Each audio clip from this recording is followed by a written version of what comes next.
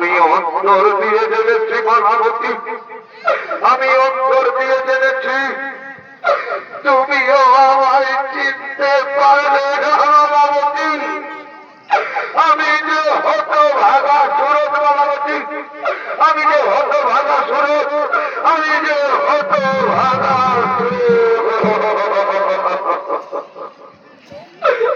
স্বামী। স্বামী খুদার জ্বালায় গিয়েছিল ছেলে নাম মারতে, আর সে আমার কাছে বিশোধর সাপ ছিল স্বামী। আর সেই কাল সাপে মনিরকে মানুষজন। মালাবতী আমি বুঝতে পেরেছি মালাবতী, ওকে কাল সাথে নয়, কাল সাথে নয়, ওকে মেরেছে সেই কালের ধরণী। চাইনি পিঠাচিনি মায়াবিনী রাক্ষসী পূজা বাবারা ছায় আমার পুত্রকে মেরেছে, কিন্তু পূজা পাবে না।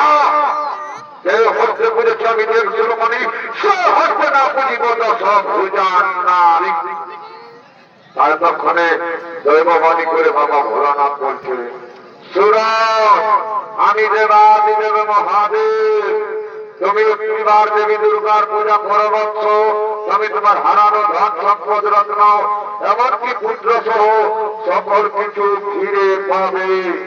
তাদেরকে মালাবতী বলছেন, ওগো স্বামী, ওগো স্বামী, তুমি একটিবার ভেবে দেখো না, যদি আমার প্রাণের মনি মনিরকে ফিরে পায় তাহলে আমাদের পাওয়ার মতো আর কিছু নেই স্বামী। তাই আমি তোমার চরণ ধরে স্বামী, তুমি একটিবার মা দুর্গার পূজা করো। মালাবতী আমার ধরে কথা বাবা ভোলানাথ যখন বলেছেন যে আমি হারানো ধন সম্পদ রত্ন এমনকি পুত্র সহ সকল কিছু ফিরে পাবো, তখন আমি অবশ্যই মা দুর্গার পূজা করব। ওরে আমার পাড়া প্রতিবেশীগণ, কে কোথায় আছেন নিয়ে পূজার সামগ্রী, আমি এক্ষুনি মা দুর্গার পূজা করব।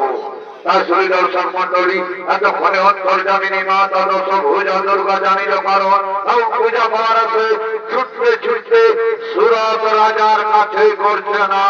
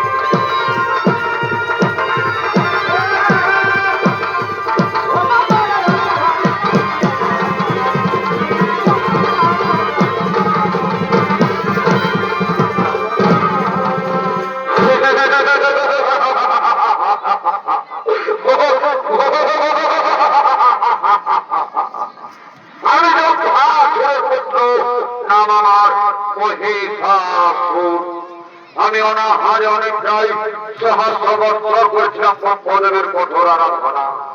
আমি দানব ঈশ্বর, তারপর সন্ধ্যা হয়ে ধরে আমাকে দিয়েছিলেন আমার রত্নবর, বলেছিলেন যার ভক্ত মহিষাসুর, তুমি স্বর্গ মর্ত পাতাল দেবলোক নাগলোক নবলোক ধ্রুবলোক এমনকি সে অনন্ত লোকের রাজা হবে তুমি। কিন্তু ব্রহ্মদেবারও বলেছিল যে মরণ হইবে তব নারী হস্তে।